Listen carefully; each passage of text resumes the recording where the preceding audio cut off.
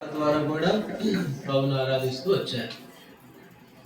ఇస్సాకును బలించినటువంటి మోరియా పర్వతం, ఆ పాటలో ఉన్న భావం అది.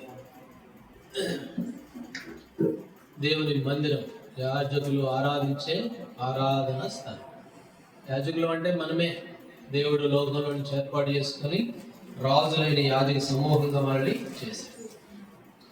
పాటలు పాడండి, పాటలు పాడండి, రావు ఒకసారి వినండి, రెండోసారి జాగ్రత్తగా పాడండి. పాత కాలంలో కచేరీలు జరిగేవి, తెలుసుగా మీ అందరికీ. కచేరీ అంటే స్టేజీ మీద ఉంటారు ఒక ఇద్దరు ముగ్గురు పండితులు, వాళ్ళేమో రాగాలు తీస్తూ ఉంటారు, కింద కూర్చున్న వాళ్ళు రెట్టి అంటూ ఉంటారు. ఆడికేదో బాగా సంగీతం వచ్చిన వాళ్ళు ఏమి ఉండదు, అందరితో పాటు తలగాలు ఊపుతూ ఉంటారు. ఇది కచేరీ కాదు కదా. నేను పాడుతూ ఉంటే మీరు మౌనంగా ఉండకూడదు, మీరు కూడా కలిసి పాడాలి. 2వ దినవృత్తాంతంలో రాయబడి ఉంది, సంఘం దేవుడి మందిరం కట్టిన తర్వాత సొలొమోను వారు పాటలు పాడి గానాలు, తంబురులు సితారులు వాయించుకుంటూ గానాలు, స్తుతి గానం చేసిన తర్వాత స్తుతి చేయడం ఆరంభమైన రాయబడింది. అప్పుడు ఆరంభమైందంట స్తుతి చేయడం, అందరు కలిసి పాడిన తర్వాత. భక్తుడు ఏమన్నాడు, నా బస్సులో నేను పాటలు పాడటం నీ కట్టడలు హేతువులైన. దేవుని వాక్యము పాటలు పాడడానికి మనకి హేతువ. ఈ వాక్యాన్ని పాట రూపంలో పాడుతున్నాం. మన బస అంటే అది భాష కావచ్చు, లేక మన గుడారం బస కూడా, అది కూడా అవచ్చు, మన ఇంట్లో కావచ్చు. వాడు పాటలు పాడడం కూడా ప్రభుని ఆరాధించడమే. మౌనంగా ఉండకండి, కలిసి పాడండి, నేర్చుకోండి. 1-2 సార్లు వినండి, రెండోసారి కలిసి పాడండి. సరే, ఇప్పుడు ప్రభు బలలో మనం పాల్గొనే వారంగా ఉంటాం. ప్రభు బలను సమీపిస్తూ ఉండగా దేవుని వాక్యంలో ఒక భాగాన్ని చదువుతాం. ఆదికాండం 22వ అధ్యాయం.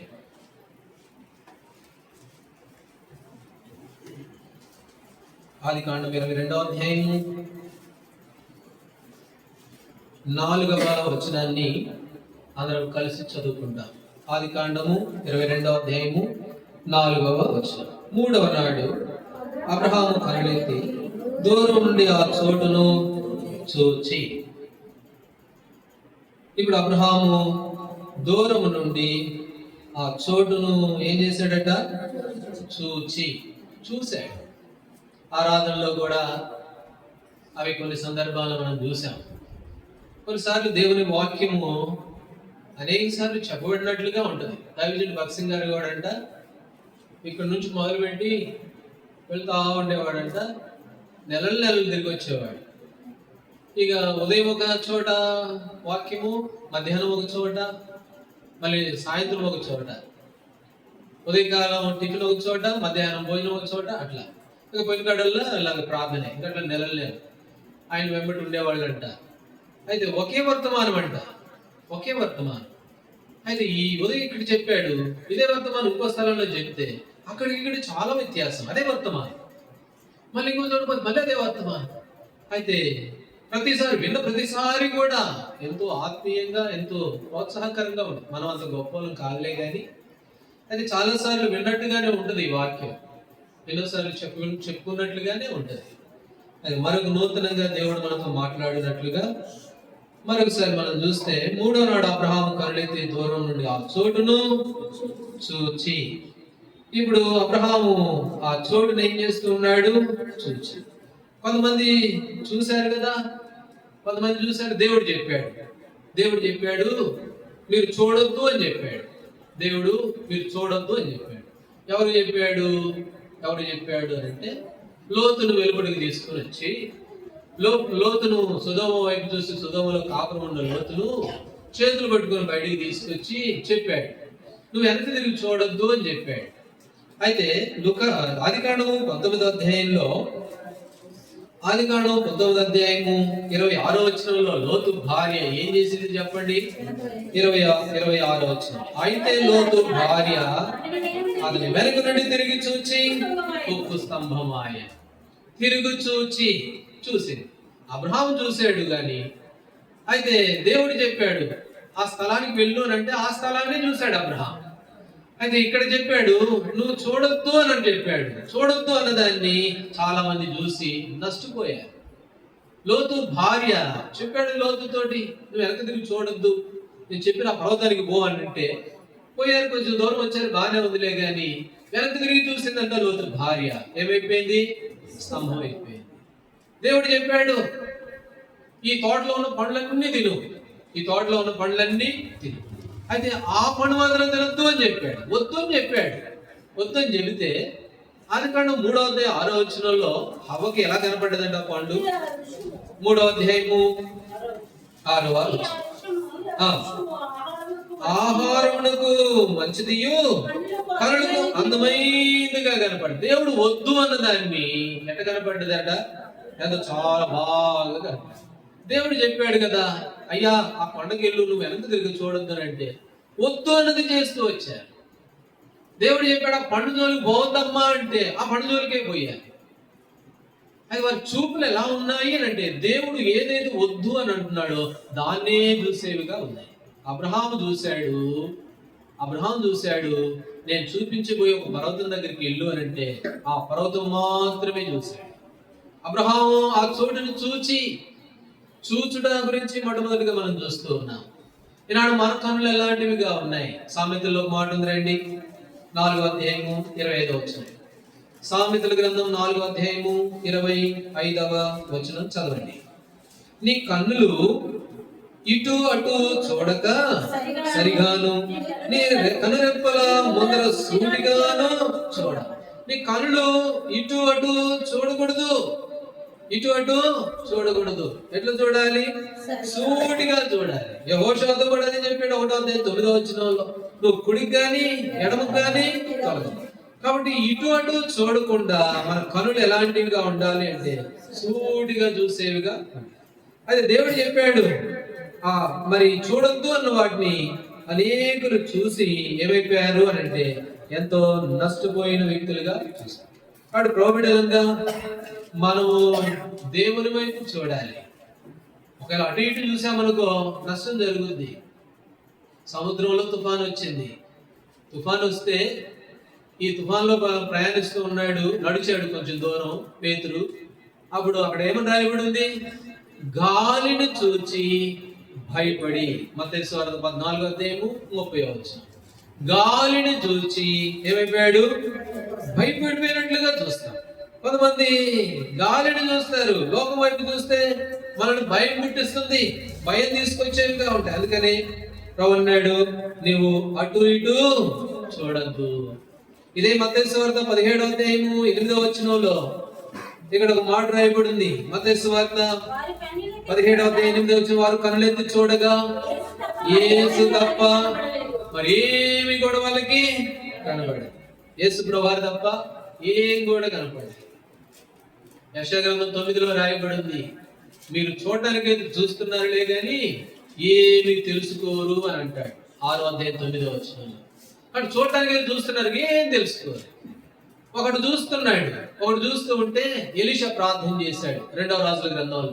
ఎలీషా ప్రార్థన చేసి ఏమని చేశాడు? ప్రభువా వీడు చూచినట్లు, ఆ మాట చదవండి, 2వ రాజుల గ్రంథం 6వ అధ్యాయం 17వ వచనం. 6:17. యెహోవా వీడు చూచినట్లు దయచేసి వీరి కన్నులు తెరవమని ఎలీషా ప్రార్థన చేయాలి. కాబట్టి తెరవబడ్డాయి. అప్పుడు చుట్టూ చూస్తే సైన్యాన్ని చూశాడు, దేవుని సైన్యాన్ని. కాబట్టి మనము చూడాలి లోకం వైపు కాదు, దేవుడు వద్దు అన్న దాని వైపు కాదు. కానీ అయితే తెరవబడిన కన్నులు కలిగిన వారమై, మనోనేత్రాలు వెలిగింపబడిన వారమై ప్రభువును చూసే వారంగా ఉండాలి.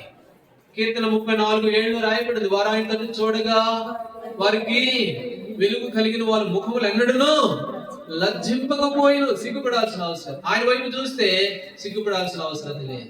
ఆయన వైపు చూడకుండా గాలిని చూస్తే ఏమైపోతాం?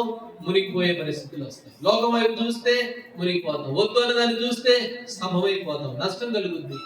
అందుకనే ఎలాంటి వారంగా ఉండాలంటే ప్రభు వైపు చూసే వారంగా.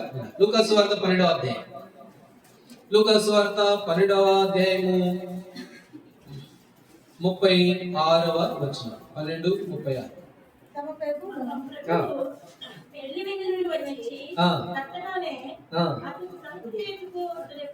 తమ ప్రభు పెండ్లి మీద నుండి వచ్చి తంటగానే అతని తలుపు తీయుటకు అతడు ఎప్పుడు వచ్చును అని అతని కొరకు ఎదురు చూచు మనుషుల వలె ఉండండి. ఆవిడ ప్రభు కొరకు ఎదురు చూసే మనుషుల వల్లే ఉంటాయి. ఎప్పుడు యజమానుడు దేశం పోయాడంట, ఆయన ఎప్పుడు వస్తాడో, వచ్చి తలుపు తట్టగా తలుపు తీయాలి అని చెప్పి ఎదురు చూసే మనుషుల వల్ల ఎదురు చూడండి. యెషయా గ్రంథం 40వ అధ్యాయం, యెహోవా కొరకు ఎదురు చూచువారు నూతన బలం పొందుతారు. ఎవరైతే ప్రభు కొరకు ఎదురు చూస్తారో, ఆయన వైపు చూస్తారో, వారు బలపరచబడతారు. వారు నూతన శక్తి బలం పొందుకునేవారుగా. దేవుడు వద్దన్నది చూస్తే, లోకం వైపు చూస్తే నష్టపోయిన వాళ్ళు కూడా ఎంతోమంది. ఇక్కడ అబ్రహాము జీవితంలో మనం అదే చూస్తాం. దేవుడు తనతో చెప్పిన చోటును అబ్రహాం ఏం చేస్తూ వచ్చాడంట, తాను చూచినట్లుగా చూస్తాడు. ఆ తర్వాత ఏం చేశాడు? 22వ అధ్యాయం 3వ వచనం, 22వ అధ్యాయం 3వ వచనం. తెల్లవారినప్పుడు అబ్రహాము లేచి తన గాడిదను గంతగట్టి తన పరివారుల ఇద్దరిని తన కుమారుడు ఇస్సాకును వెంట పెట్టుకుని దహన బలి కొరకు కట్టెలు చీల్చి లేచి దేవుడు తనతో చెప్పిన చోటికి చెప్పిన చోటును చూడటమే కాదు, దేవుడు చెప్పిన చోటికి ఇప్పుడు అబ్రహాం ఏం చేస్తూ ఉన్నాడు? వెళ్ళాడు. ఏదైతే చెప్పాడో దానికి లోబడ్డాడు. విధేయత కలిగిన వాడు అబ్రహాం. ఒకటి, లోకం వైపు చూసేవాడు కాదు.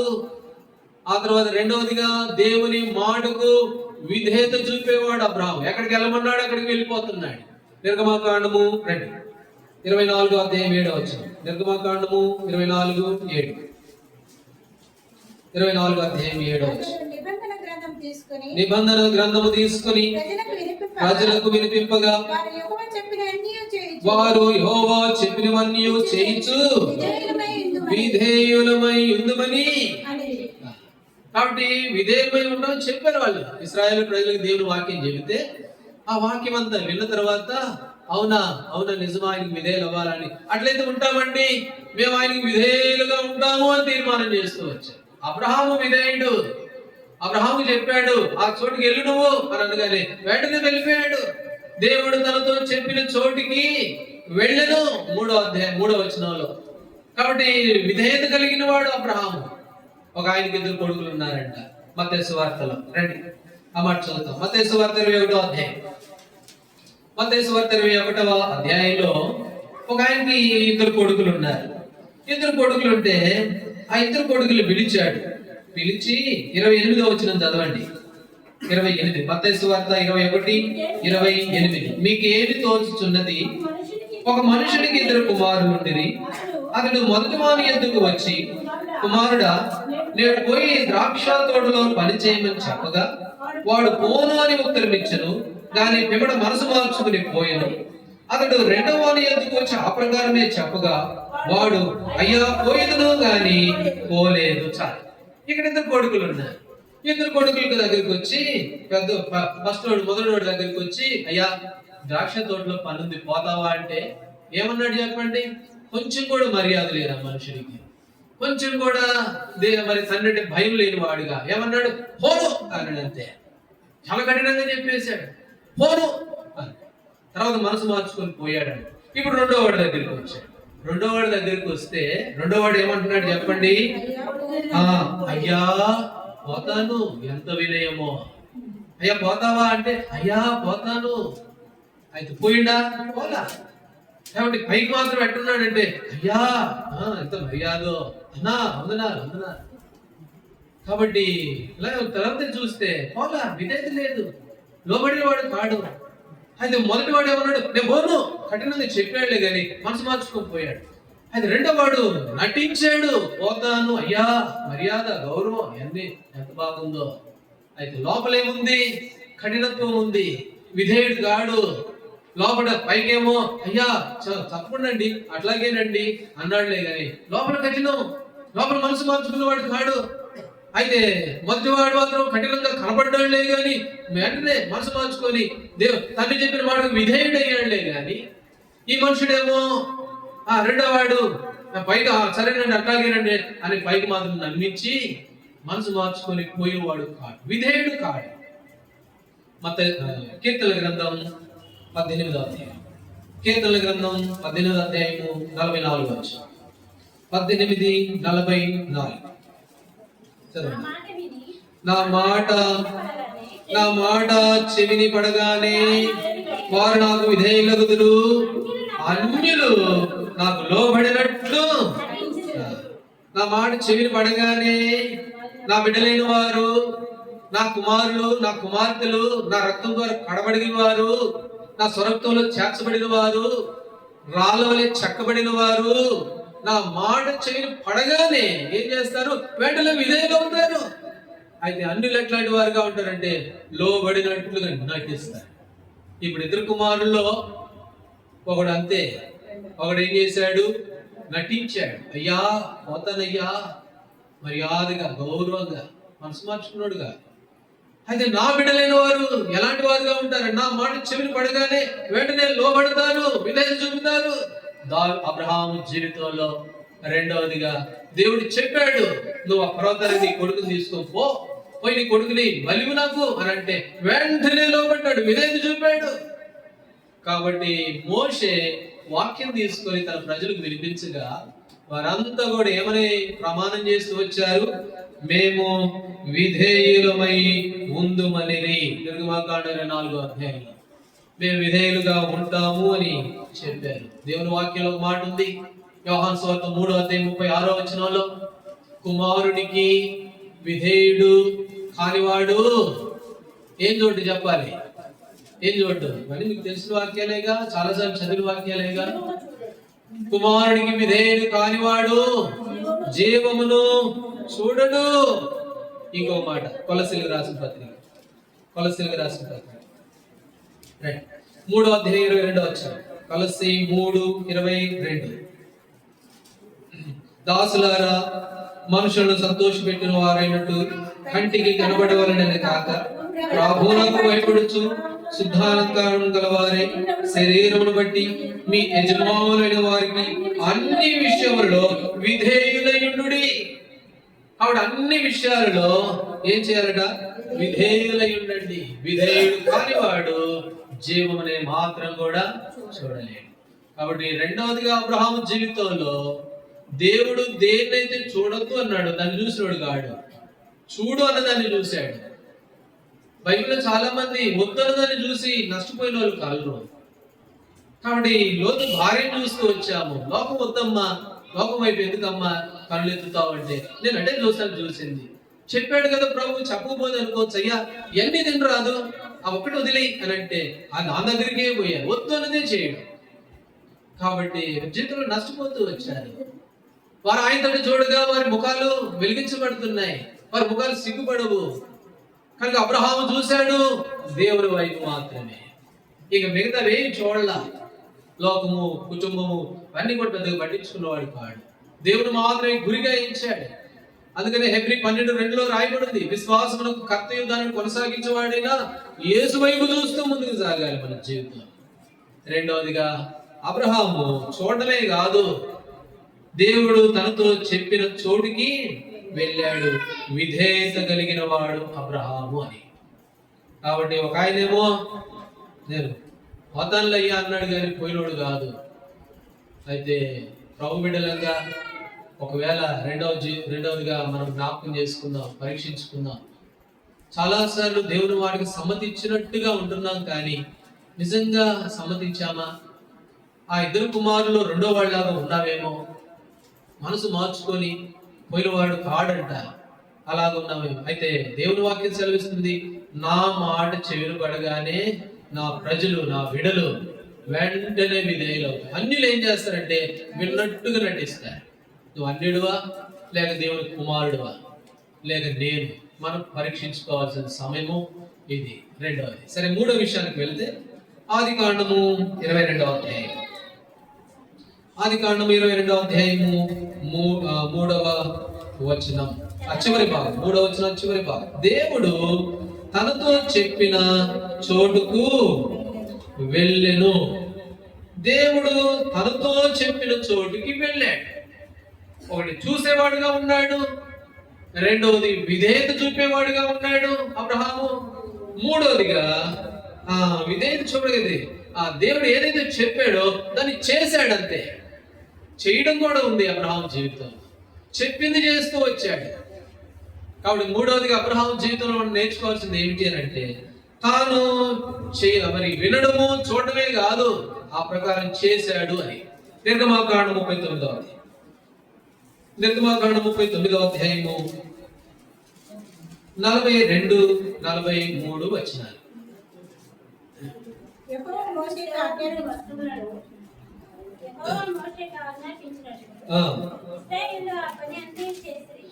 యెహోవా మోషేకు ఆజ్ఞాపించినట్లు ఇశ్రాయేలు ఆ పని అంతయు చేసిరి.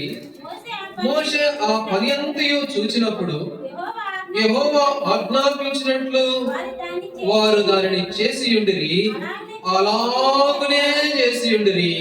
కనుక మోషే కాబట్టి ఇశ్రాయేలు ప్రజలు, దేవుడు ప్రజలు పని చేశారంట. ఎట్లా చేశారు? దేవుడు వారికి ఏదైతే చెప్పాడో అదే చేశారు. దాన్ని ఎట్లా చేశారంట? అలాగునే చేశారు. ఇంకోటి మళ్ళీ ఇంకా అది ఇది కలిపినోళ్ళు కాదు. ఏ పని అయితే చెప్పాడో ఆ పనిని అట్లాగే చేశారు. దేవుడు అబ్రహాముతో కూడా చెప్పాడు, పని ఇచ్చాడు అబ్రహాం, బాబు నీ కొడుకు తీసుకెళ్లి మోరియా పర్వతం మీద బలివ్వా అని అంటే, దేవుడు చెప్పిన చోటుకు అట్లాగే వెళ్ళాడు. మళ్ళీ సొంత ప్రయత్నాలు లేవు, సొంత ఆలోచనలు లేవు. ఒకటి, దేవుని వైపే చూసేవాడు అబ్రహాము. రెండోది, దేవుని మాటకు విధేయత చూపిన వాడు. రెక్కను కూడా అడిగాడు ఎలియాజరు, అమ్మా పోతావా? వాళ్ళ కుటుంబ సభ్యులు అడిగారు రిబ్కాని, అమ్మా ఎలియాజరు వచ్చాడు, నిన్ను తీసుకొని పోతాడంట, పోతావా అని అంటే రిబ్కా ఏమన్నది? వెంటనే అన్నది, ఆలోచిస్తానండి, పోయేదా ఉండేదా, ఇట్లాంటి ఏం లేదు. వెంటనే అన్నది, వెళ్ళెదను అన్నది. అంతే. రిబ్కా దేవుని సంఘానికి సాదృశ్యం. వెంటనే లోబడుతుంది. ఇలాంటి సంఘం మనమే. ఆయన సరక్తి నుంచి సంపాదించుకున్న సంఘం మనం. వాడు వెంటనే లోబడేవాడు, విధేయత చూపేవాడు అబ్రహాం. రెండవది. మూడవదిగా విధేయత చూపడమే కాదు, ఆ ప్రకారమే చేసేవాడు.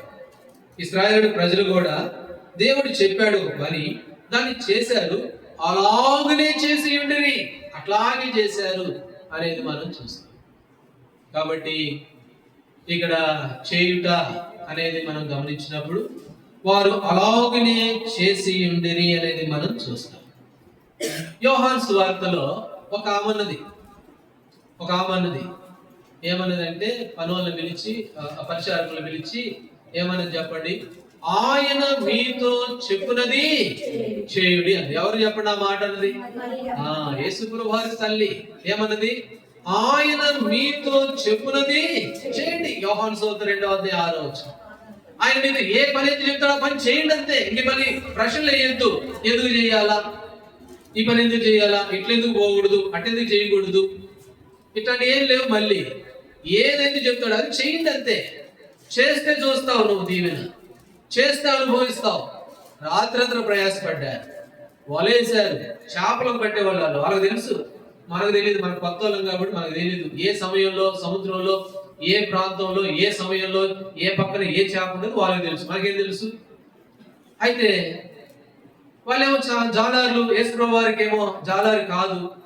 ఆయన మామూలుగా కర్ర పని అయితే చేయగలడు కానీ, చెక్క పని, వడ్రంగి పని అయితే చేయగలడు కానీ, యేసుప్రభు వారు చేపల గురించి కదా తెలియదు.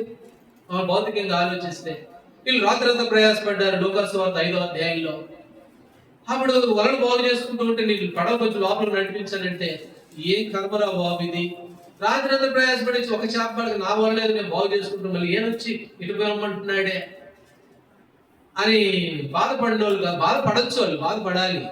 రాత్రంతా నిద్ర లేదు, తిండి లేదు, తిప్పలు లేవు, ఒక చేప ముక్క అనబడుతుంటే ఒక చేప కూడా మళ్ళా ఎంత కోపం ఉంటుంది లోపల, ఎంత వేదన ఉంటుంది, బాధ ఉంటుంది. ఆ సమయంలో ఏనొచ్చి నీ పడవ లోపలికి తీసుకోపోనంటే ఎంత కోపం రావాలి వాళ్ళకి. కొన్నిసార్లు మనకు కూడా వస్తున్నాం, ఏం ఆరాధన అయిపోయిందిగా, ఇంకెంతసేపా, ఇన్ని గంటలా, ఇంతసేపా, పొద్దున మొదలు పెడతాడు అట్లా కొంతమంది అనుకుంటారు. అయితే అప్పుడు ఏమన్నాడు తెలుసా? అక్కడ పేతురు ఏమన్నాడు చెప్పండి? 8వ వచనమైన, అయ్యా రాత్రంతా ప్రయాసపడ్డాలే కానీ నీ మాట చొప్పున, 5వ వచనం, నువ్వు చెప్పావు కాబట్టి చేస్తానంతే. నువ్వు చెప్పావు కాబట్టి, ఏమంటున్నావు కాబట్టి, నాకు తెలుసు పడవు, ఎందుకంటే రాత్రంతా కష్టపడిన వాడిని, నాకు తెలియదా ఎక్కడ ఉండేది, ఏ చేపలు ఎక్కడ ఉండేది, నాకు తెలుసు, అంతా తెలుసు నాకు. కానీ నువ్వు చెప్పావు కాబట్టి నేను చేస్తానంతే. వేశాడు విస్తారమైనటువంటి కాబట్టి దేవుడు చెప్పినట్టు చేయడం ఆశీర్వాదము. అబ్రహాం అదే చేశాడు. లోబడ్డాడు, దేవుని వైపు చూసేవాడు, విధేయత చూపించేవాడు, చెప్పినట్టుగా చేసేవాడు. ఇంకొక ఆయన కూడా అన్నాడు. ఒక ఆమె దగ్గరికి పోయి, ఆమె విధవరాలు పాపం పొలం ఏరుకుంటా ఉంది. ఆ సమయంలో మొదటి రాజుల గ్రంథం 17వ అధ్యాయంలో పొలం ఏరుకుంటా ఉంటే ఈ దైవజనుడు పోయాడు ఆమెకాడికి పోయి ఏమన్నాడు చెప్పండి? మొదటి రాజుల గ్రంథం 17వ అధ్యాయము 13వ వచనం. 17:13. ఇట్లానే భయపడవద్దు, పోయి నువ్వు చెప్పినట్లు చేయము. అంతే, ఇంక నువ్వేం మాట్లాడద్దు. నేను నీతో చెప్పాను కదా, చెప్పినట్టు చెయ్యి. చెప్పినట్టు చేసి చూడు, నీ కుటుంబం ఎంత దీవించబడుతుందో, నువ్వు ఎంత ఆశీర్వదించబడతావో. అని ఉన్నదే ఇంత పిండండి, దాన్ని చేసుకుని మీదలో చచ్చిపోవాలని మేము అనుకుంటుంటే, ఇంతలో మధ్యలో నువ్వు కూడా వచ్చి నువ్వు చెప్పినట్టు చేయమంటున్నవే. సరేలే దైవజనుడు ఎందుకు కాదనాలా, దాంతో మనకు మునిగిపోయింది ఏమి అని అన్నప్పుడు ఆమె అనుకుంటుందని చెప్పి ఆయన అన్నాడు, నువ్వు చెప్పినట్లు చెయ్యమ్మా, నువ్వు ముందు చెప్పినట్టు చేయమో. చెప్పాడు, చెప్పినట్లు చేసింది. ఏమైపోయింది? పిండి తక్కువ కాల, నూనె. దేవుడు చెప్పినట్లుగా చేస్తే మన జీవితాల్లో ఏం చేయబడతాం? దీవించబడతాం. అబ్రహాము దీవించబడ్డాడు. అబ్రహాము బయటికి తీసుకుని వచ్చాడు అబ్రహాముని. చూడు ఆకాశం వైపు చూడు, అబ్రహాము చూడు, ఆ నక్షత్రాలు ఎవరు లెక్క పెట్టగలరా? అంత అవుతారు నీ సంతానం. ఇస్రాయేలు లెక్క పెడతావా? నీ సంతానం అంత అవుద్ది. అయితే నువ్వు చెప్పినట్టు చెయ్యి. నీ కొడుకును బలి ఇవ్వండి, వెంటనే బలి చేసాడు. బలి సిద్ధపడ్డాడు. నువ్వు చెప్పినట్లు చెయ్యి. ఆకాశ నక్షత్రాల్లాగా చేస్తానన్నాడు. ఉన్నదాన్ని ఒక్కడే తీసేస్తే ఇంకెక్కడ చేస్తాడు? ఈ అనుమానం రావచ్చు అబ్రహాముకి. కానీ చెప్పినట్లు చెయ్యి. దేవుడు చెప్పాడు కాబట్టి చేస్తానంతే. ఆయన చెప్పాడు, నేను చేస్తాను. అది ఎట్లా జరుగుతుందో ఏమో నాకు అనవసరం. ఆయన ఏది చెప్పాడో చేయమన్నాడు. ఒకవేళ నా దాకా ఏమన్నా ఇచ్చేస్తాను, అందులో ఏమాత్రం సందేహం లేదు. నా కొడుకుని ఏమన్నాడు ఇచ్చేస్తాను. కాబట్టి చెప్పినట్లు చేసే అనుభవం కలిగిన వాడు అబ్రహాము. నాడు దేవుని బిడ్డలో ఇంతకు మాట చదువుకున్నాం కదా, యెషయా గ్రంథంలో 51లో ఏమని చదివా? ఏ బండలో నుండి చెక్కబడితేరో, ఏ గుడ్డలో నుండి తీసుకుని రాబడితేరో అబ్రహాములో నుంచి కదా వచ్చింది. అబ్రహాము విశ్వాసం తండ్రి, మనం విశ్వాసంలో మనకు తండ్రి అయినా ఆయన ద్వారా చెక్కబడిన వాళ్ళం. ఆయనకున్న అనుభవం. మూడవదిగా చెప్పినట్లు చేసేటువంటి వ్యక్తి అబ్రహాం. యేసుప్రభువు వారు ఏమన్నాడు తెలుసా? చాలా చక్కటి విలువైన, చాలా శ్రేష్టమైన మాట అన్నాడు. యోహాను సువార్త 15వ అధ్యాయంలో 2వ మాట చదువుతాం. 15వ అధ్యాయము యోహాను సువార్త 16వ వచనం. యోహాను సువార్త 15:16. 15:16.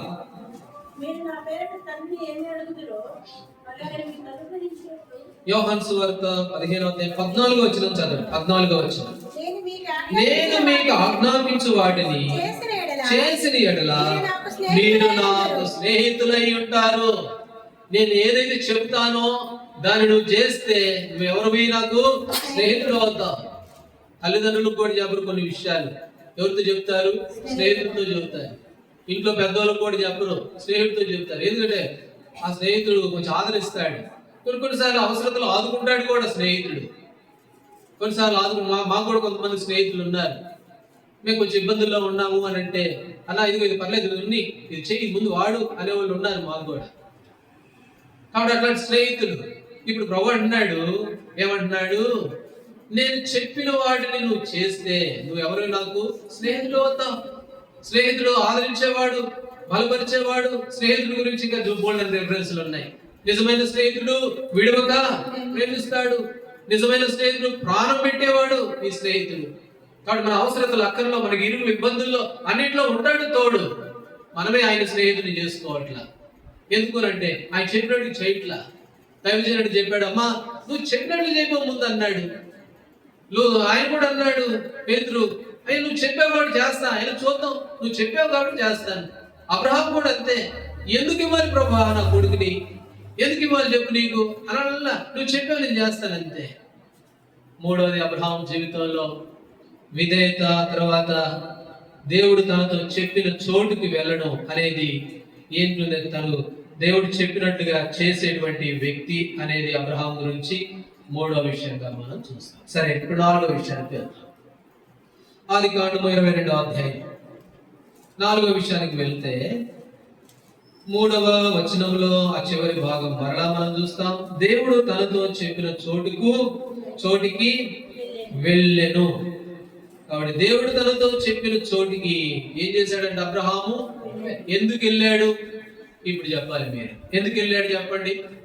అబ్రహాం ఎందుకు వెళ్ళాడు? యాత్ర చేయడానికి వెళ్ళలా, పిక్నిక్ వెళ్ళలా, లేకపోతే ఆ పర్వతాలన్నీ సుందరంగా ఉన్నాయి చూసి రావడానికి వెళ్ళలా. ఎందుకు వెళ్ళాడు? తన కొడుకుని బలివ్వడానికి వెళ్ళాడు, సమర్పించడానికి వెళ్ళాడు. కాబట్టి సమర్పించేందుకు వరకే ఆ కొండకి వెళ్ళాడు, ఆ పర్వతానికి వెళ్ళాడు.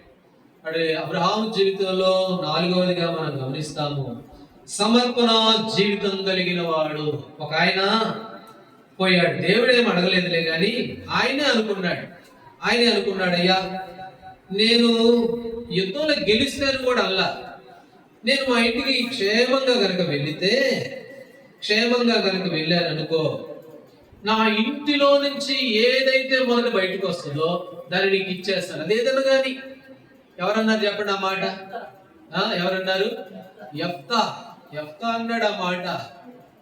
దేవుడు నరబాలి కోరడు, బలి కోరేవాడు కాదు ఆయన. అది ఎందుకు ఇస్సాకుని అడిగాడు అనేది కూడా నేను చెప్తాను. ఎందుకు అట్లా అడగాల్సి వచ్చింది, ఎందుకు అడిగాడు అనేది ఈ భాగంలో మనం చూస్తాం. కాబట్టి యెఫ్తా అన్నాడు, అయ్యా ఈ యుద్ధానికి వెళ్తున్నా, నేను నాకేం ప్రమాదం జరగకుండా నెమ్మదిగా క్షేమంగా ఒకవేళ ఇంటికి దగ్గరికి వచ్చానంటే నేను ఏం చేస్తానంటే నా ఇంట్లోంచి ఏది వస్తుందో దాన్ని నీకు ఇస్తాను అని అన్నాడు. న్యాయాధిపతుల గ్రంథం 11వ అధ్యాయం 35వ వచనం చదవండి. 35. కాబట్టి అతడు ఆమెను చూచి తన బట్టలు చింపుకొని, అయ్యో నా కుమారి, నీవు నన్ను బహుగా కృంగజేసితివి, నీవు నన్ను తల్లడింపజేయవాడు ఒకటివై ఉన్నావు. నేను యెహోవాకు మాట ఇచ్చి ఉన్నాను గనుక వెనుక తీయలేను. ఎంత చిక్కులు పెట్టేసావు తల్లి. నా దేవుడికి నేను మాట ఇచ్చానే, ఇప్పుడు మాట ఇచ్చాను కాబట్టి నేనేం చేయలేను, వెనక తీయలేను. ఎటుపోవాలి ఇప్పుడు నేను? బిడ్డనివ్వాలనా, మాట తప్పాలనా? కీర్తన 15:4, కీర్తన గ్రంథం 15వ అధ్యాయము 4వ వచనం. యెహోవా గుడారంలో నివసించేవాడంట ఎట్లాంటి వాడిగా ఉంటాడు? 15:4 చదవండి. భయభక్తులు గలవాడు. అతడు ప్రమాణము చేయగా నష్టము కలిగినా కూడా మాట తప్పుడు. నష్టం వచ్చినా కూడా మాట తప్పుడు. ఎవరు? దేవుని ఎరిగినటువంటి కుమారుడు, దేవుని ఎరిగినటువంటి వారు. నష్టం కలిగిన కూడా మాట తప్పుడు. యెఫ్తా అన్నాడు, ఏదో కోడో కుక్క వస్తుంది అనుకున్నాడేమో, ఇంటికి పోయేసరికి ఏవో వస్తాయిలే, లేకపోతే ఆ పక్కింటోళ్ళు మా ఇంట్లో నుంచి వస్తాను అనుకున్నాడు, నాకేం కాదు అనుకున్నాడు ఏమో. అనుకున్నాడు, నేను అనట్లేదు, బహుశా అది అనుకోకుండా వాళ్ళ కూతురు వచ్చింది. మరి ఒకటే కూతురు అంట ఆయనకి. ఇప్పుడు అంటున్నాడు, అసలు ఆయన తీర్మానం ఎంత బాగుందండి. అమ్మా నువ్వు ఒకదానివే కూతురి, నేను దేవునికి మాట ఇచ్చాను కాబట్టి వెనక తీయలేనే. ఇప్పుడు ఎట్లా చేయాలి? వెనక తీసుకోలేను ఆ మాటని. నేను నా పెదవుల గుండా వచ్చిన మాట నేను నెరవేర్చాల్సిందే, తప్పుకోలేను. అందుకనే కీర్తనలో రాయబడింది, అతడు ప్రమాణం చేయగా నష్టం కలిగినా కూడా ఏం తప్పడంట? మాట తప్పడు. ఎంత నష్టం వచ్చినా కూడా మాట తప్పడు దేవుని బిడ్డ. కాబట్టి అబ్రహాము జీవితంలో మరి 4వదిగా చూస్తాము, సమర్పణ కలిగిన వాడు. కొడుకునిమ్మన్నాడు, కొడుక నా ప్రభువుకి ఏం చెప్తే నేను చేయడమే, ఎంత సమర్పణ అయినా పర్వాలేదు, నా గుండె తీసిమ్మన్నా కూడా ఇచ్చేస్తా. కాబట్టి సమర్పణ కలిగిన వాడు అబ్రహాము అని. కాబట్టి నష్టం కలిగినా కూడా ఏం చేయడట? మాట తప్పడు. ఈ భాగంలో మనం చూస్తాము, కొంతమంది మొట్టమొదటి మనుషులు కయ్యూలు, హేబేలు, ఆదికాండం 4వ అధ్యాయంలో దేవునికి అర్పణ తెచ్చారంట. దేవునికి అర్పణ తెచ్చారు. రండి ఆ మాట చదువుతాం. ఆదికాండం 4వ అధ్యాయంలో 3వ వచనం. కొంతకాలమైన తర్వాత కయ్యూలు పొలం పంటలో కొంత యెహోవాకు అర్పణగా తెచ్చాడు. సమర్పణగా ఏమో దేవునికి ఇవ్వాలి అని చెప్పి తెచ్చాడు. ఎవరు చెప్పారు చెప్పండి? కయ్యూలుకి, హేబేలుకి దేవునికి అర్పణ తీసుకెళ్ళాలి అన్న సంగతి ఎవరు చెప్పుకుంటారు? అక్కడ ఉన్నది ఎవరు? ఆదాము అవ్వ. ఆ తర్వాత కయ్యూను హేబేలు. ఇంకో మనుషుడు లేడు కదా. చెప్పుంటే ఎవరు చెప్పుండాలా? వాళ్ళ అమ్మ నాన్న చెప్పుంటారు. ఆదాము హవ్వ.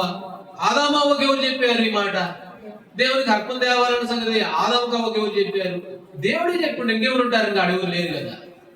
కాబట్టి దేవుడే చెప్పాడు ఏంటి? సమర్పణ ప్రభువుకు తేవాలి, అది నాది, ప్రభువుకి ఇవ్వాలి. కాబట్టి ఈ సంగతులన్నీ కూడా దేవుడే చెప్పాడు. అందుకనే దేవుని మందిరానికి సమర్పణ కలిగి ఉండాలి. అబ్రహాము మాట తప్పేవాడు కాదు, నష్టం కలిగినా కూడా. కాబట్టి చెప్పాడు, దాన్ని ఖచ్చితంగా చేసేవాడు అబ్రహాం. సమర్పణ జీవితం కలిగిన వాడు. దావీదు అన్నాడు, దావీదు ఏమన్నాడు తెలుసా? మొదటి దినవృత్తాంతముల గ్రంథం 29వ అధ్యాయం. మొదటి దినవృత్తాంతములు 29వ అధ్యాయం. 29వ అధ్యాయము 13 కాదు 17వ వచనం. నా దేవా, నీవు హృదయ పరిశోధన చేయొచ్చు, యథార్థవంతులు ఎందుకు ఇష్టపడుచున్నావని నేను అడుగుదును.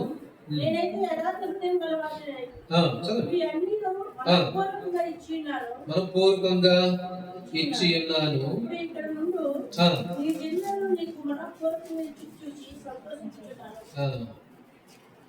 16లో ఉంది ఆ మాట. 16 చివరి భాగంలో ఉంది. ఇప్పుడు 15లో అంటాడు. 15లో ఏమన్నాడు? మా భూనివాస కాలము ఆ నేడంతా కూడా అస్థిరము, నేను ఈ భూమి మీద స్థిరంగా ఉన్నవాడు ఒకడు కూడా లేడు. 15వ వచనంలో. ఆ తర్వాత 16వ వచనంలో ఏమన్నాడు? ఈ వస్తు సముదాయం అంతా కూడా నీ వల్లే కలిగింది, ఇదంతా నీదే ఉంది, ఇదంతా నీదే అన్నాడు. 17వ వచనంలో ఎట్లున్నాడంటే యథార్థంగా ఇచ్చినవాడు. ఈ 3 వచనాల్లో ఏమన్నాడు? 15వ వచనంలో ఈ భూమి మీద స్థిరమైన వాడు ఒక్కడు కూడా లేడు. ఈ భూమి మీద ఏది కూడా నా వెంట రాదు.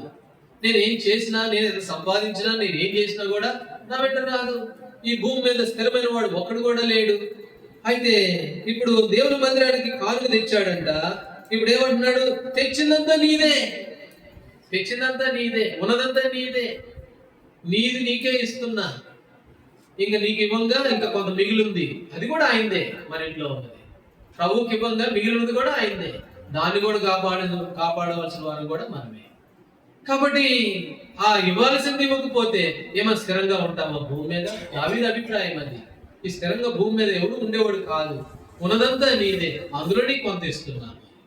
కాబట్టి అబ్రహాము జీవితంలో సమర్పణ కలిగినటువంటి జీవితం కలిగిన వాడు అబ్రహాము.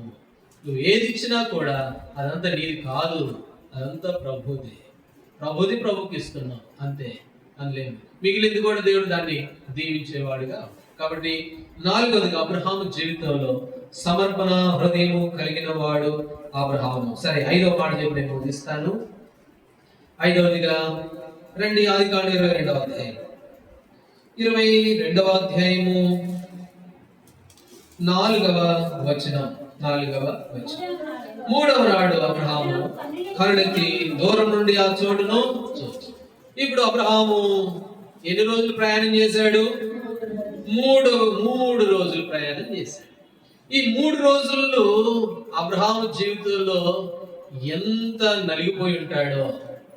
3 రోజుల తర్వాత నా కొడుకు చచ్చిపోతాడు. ఈ 3 రోజులే వీడు నాతో ఉండేది. కాబట్టి 3 రోజులు తన హృదయంలో ఎంత వేదన ఉంటుందో, ఎంత పరీక్షకు తాను లోనయ్యాడో.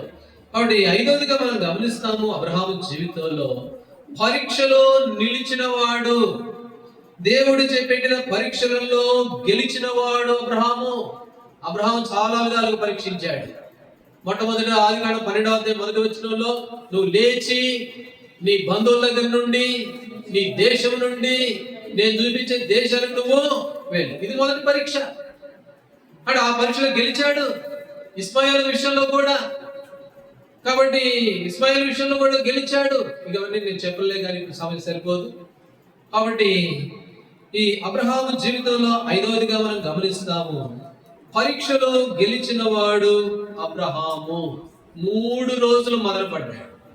3 రోజుల్లో 1 రోజు వెనక్కి వెళ్ళిపోవచ్చు.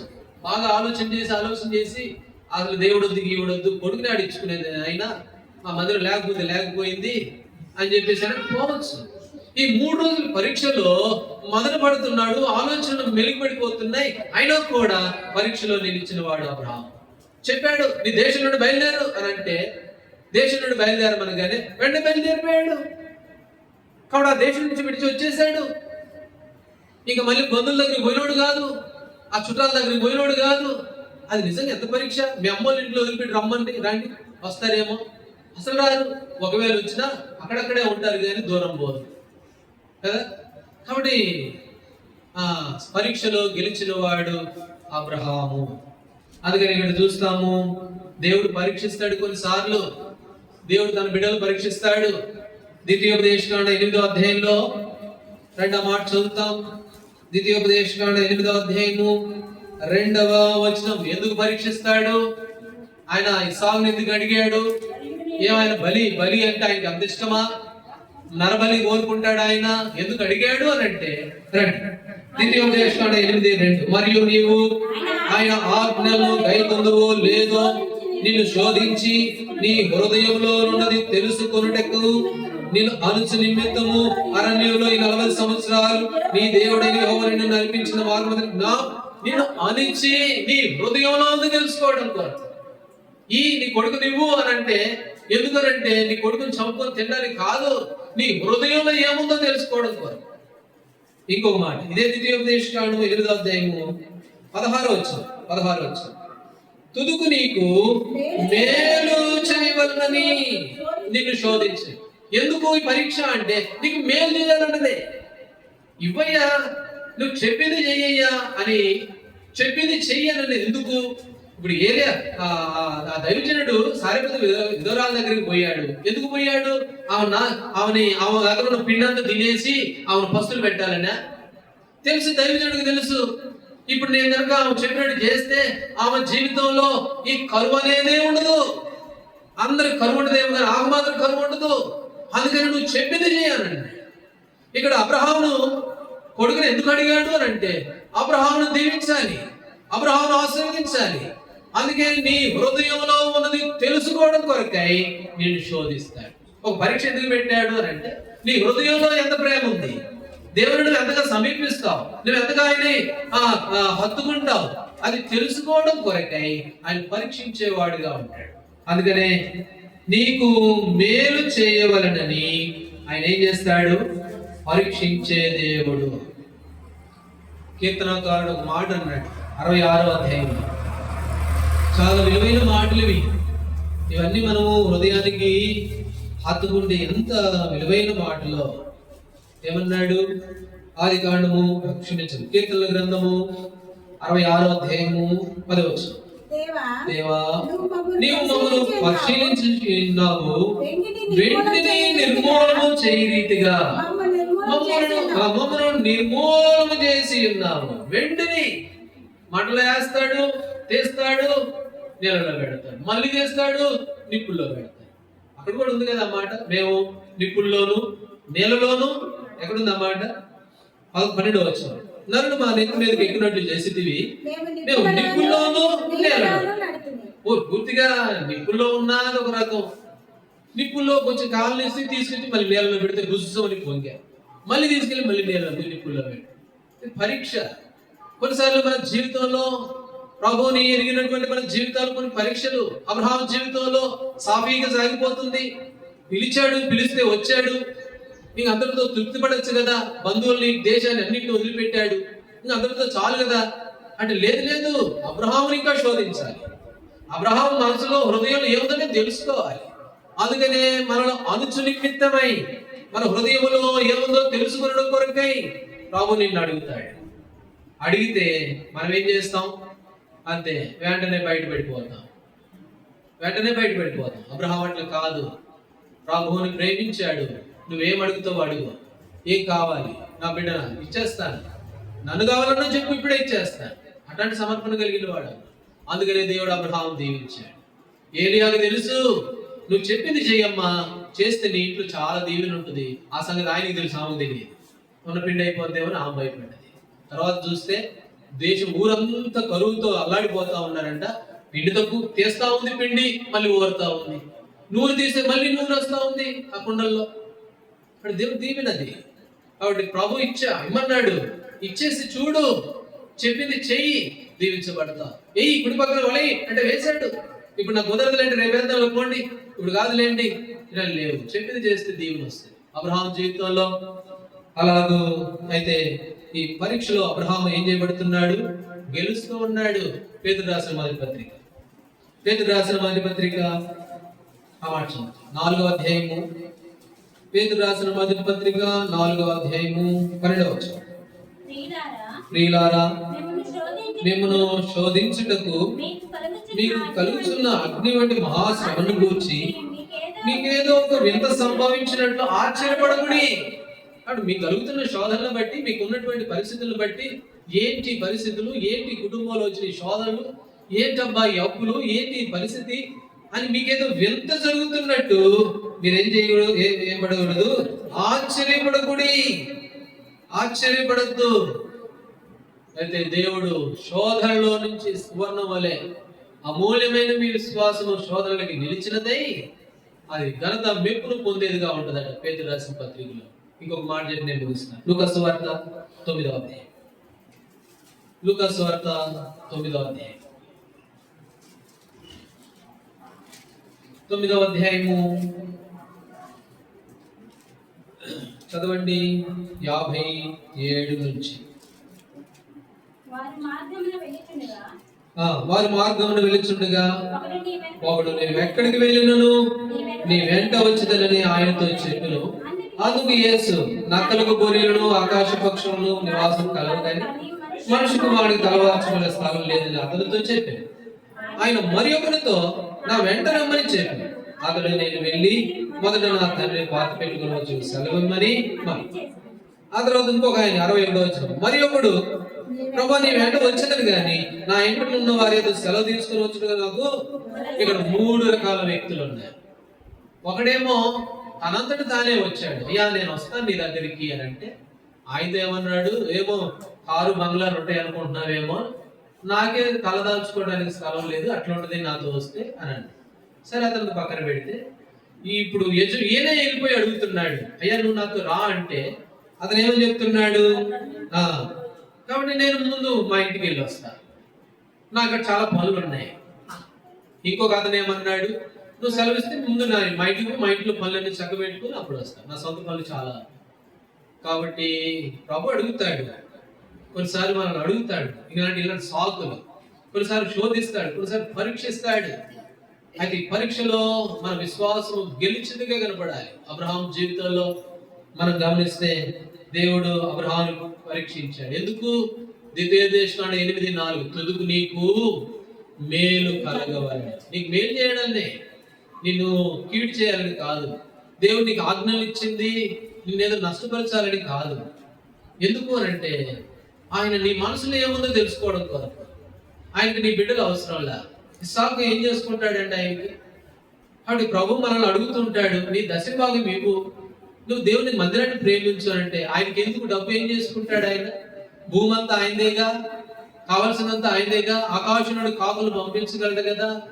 అయితే నీ సమర్పణ, నీ ప్రేమ ఎట్లాంటిదో తెలుసుకోవాలి. నువ్వు ఎంతగా ప్రేమిస్తావో ఆయన కూడా అంతే ఉంటాడు. కాబట్టి వెదజల్లి అభివృద్ధి పొందిన వారు తగిన దానికి తక్కువ ఇచ్చి లేవుకొచ్చి, ఎందుకు లేవొచ్చింది అని అంటే వాళ్ళందరూ ప్రేమించారు. అబ్రహాము జీవితంలో ఇస్రాయేలులాగా ఆకాశ నక్షత్రం అంతమంది పిల్లలు ఎట్టొచ్చారండి అబ్రహాముకి అని అంటే ఆయన సమర్పణ అంతలో ఉంది, అందుకని అంత గొప్పగా ఆస్వాదించబడ్డాడు. అబ్రహాము పరలోకంలో ఉంటే అబ్రహాం రోగును ఆనుకున్నారు, అబ్రహాం కనబడుతున్నాడు. ఎందుకు అబ్రహాం అంతగా హెచ్చించాడు అని అంటే అబ్రహాం మనకంటే గొప్పవాడు, మళ్ళాంటి మనుషుడే, మళ్ళాంటి స్వభావం కలిగిన వాడే, మళ్ళాగా అబద్ధాలు ఆడినవాడే, అబద్ధాలు కూడా ఆడాడు అబ్రహాం. మళ్ళాంటి మరి లక్షణాలు కలిగిన వాడే లేదు, కానీ దేవుని విషయంలో 5 అనుభవాలు కలిగి ఉంది అబ్రహాం.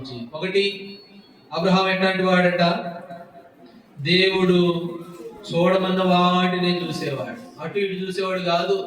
నీ కళ్ళు అటు ఇటు సరిగ్గా చూడమన్నాడు, సరిగ్గా చూసేవాడు. విశ్వాసకర్త దాని కోసం యేసు వైపు చూసేవాడు, విశ్వాసంలో సన్నగిల్లేవాడు కాడు. రెండవదిగా అబ్రహాము చూడడమే కాదు, వెంటనే లోబడేవాడు, చెప్పింది చేసేవాడు, విధేయత చూపేవాడు. మూడవదిగా మరి చేయడం అలా చేసేవాడు, విధేయత చూపేవాడు, చేసేవాడు. మూడవది. నాలుగవదిగా ఎట్లాంటి వాడు, అక్కడికి వెళ్ళాడు, ఆ స్థలానికి వెళ్ళాడంటే సమర్పణ. ప్రభు అడిగితే ఏమైనా చేసేవాడు, సమర్పణ కలిగిన వాడు. ఐదవదిగా ఆ మూడవ నాడు అనేది పరీక్ష. 3 రోజులు మొదలు పెట్టిపోయాడు, పరీక్షలో గెలిచిన వాడు అయినా. కాబట్టి ప్రభు బిడ్డలంగా ఈ 5 అనుభవాలలో ఎక్కడ జారిపోయావు, ఎక్కడ ప్రభు మన మనసులో ఉన్నది తెలుసుకోవడం కొరకై మనం పరీక్షిస్తే ఆ పరీక్షలు ఎక్కడ ఓడిపోతూ వచ్చాం. దేవుడు వద్దన్న దాన్ని చూసి నష్టపోయిన వాళ్ళు కలరు కదా.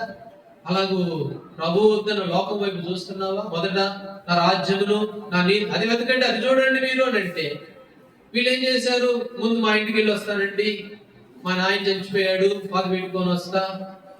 ఇంకొక ఆయన ఏమన్నాడు, ముందు మా వాళ్ళు పెద్దవాళ్ళు సలహా తీసుకొని వస్తాను, ఆగు, సాగులు చెప్తూ వచ్చాడు. కాబట్టి మొదట రాజ్యం నీతిని వెతకాలి. కాబట్టి అది వెతకకుండా చూడు చాలా ఖర్చులు ఉన్నాయి, చూడు అది ఉంది, చూడు ఇది ఉంది, చూడు పిల్లలు చదువు, చూడు పిల్లలు పెళ్ళిళ్ళు, చూడు భవిష్యత్తు, చూడు. దేవుడు చెప్పినట్టు చేస్తే దీవించబడతాం. దేవుడికి నీ డబ్బు లేకపోతే ఇంకోటి అవసరం లేదులే, కానీ మన మనసులో ఆయనకి ఏ స్థానం ఇచ్చామో తెలుసుకోవడం కొరకు. తక్కువ చేసేవాడు కాదు, అబద్ధమాటకు ఆయన మనుషుడు కాడు. కాబట్టి మరి పట్టుదారినంత విస్తారమైన దీవెనలు కుమ్మరిస్తానని చెప్పాడు, అలా కుమ్మరించే దేవుడు. అందులో ఏమాత్రం సందేహం లేదు. అలాంటి దేవుడిని కలిగి ఉన్నాం. ఆయన సేవించే మనము ఎక్కడెక్కడ మనం జారిపోయాం, ఎక్కడెక్కడ మన ఆత్మీయ జీవితంలో వెనకబడిపోతూ వచ్చామో, ఇప్పుడు ప్రభు వాళ్ళ దగ్గర మనం సరి చేసుకున్నాం. ప్రభు ఇదిగో పలానా విషయంలో నేను నష్టపోయాను, మీది అన్నదాన్ని నేను దొంగతనం చేశాను, మీది మీకు చెప్పకుండా, మీది మీకు చదవకుండా నేను విశ్వాసంలో తక్కువైపోయాను, నా పరీక్షలో గెలవలేకపోయాను, అందుకే నన్ను క్షమించు ప్రభా. అయితే ఇక నుంచి అబ్రహాము వలె మీరు చెప్పినట్టు చేస్తాను, మీ వైపు మాత్రమే, లోకం వైపు చూడను. అంతేకాదు విధేయత చూపిస్తాను, మీ మాటకు లోపడతా. అన్యులు ఎట్లుంటారంట, అయ్యా పోయేస్తానయ్యా, తప్పకుండా పోతానయ్యా, అటు పోయినోడు కాదు ఏమి కాదు, నటిస్తారంట. అన్యులు విన్నట్టుగా నటిస్తారు, లోబడినట్టుగా నటిస్తారు. నేను అట్లా ఉండను ప్రభా, నష్టం కలిగిన కూడా మాట తప్పున ప్రభా. కాబట్టి ఈ తీర్మాలన్నీ ప్రభు దగ్గర ఈ సమయంలో మనం చేసేవారంగా ఉంటాం. దేవుడు ఆ విధంగా మనకి సహాయపడుతున్నారు. కొన్ని నిమిషాలు ప్రార్థనలో ఉంటాం.